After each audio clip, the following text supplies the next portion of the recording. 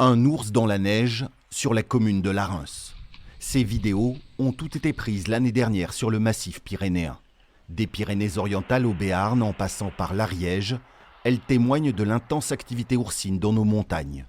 Comme ici, Sorita, à Estaing. L'un des moments forts de la saison a été filmé par un randonneur. Une ours adulte gratte la terre à la recherche de nourriture probablement.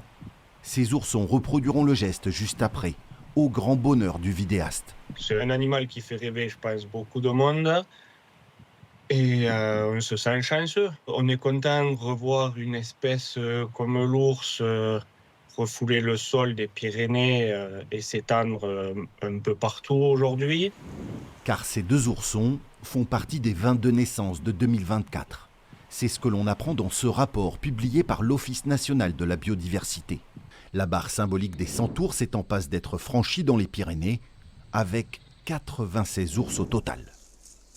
On y apprend également qu'Ariou, un des petits de Sorita et de Rodri, né en 2023, est une femelle.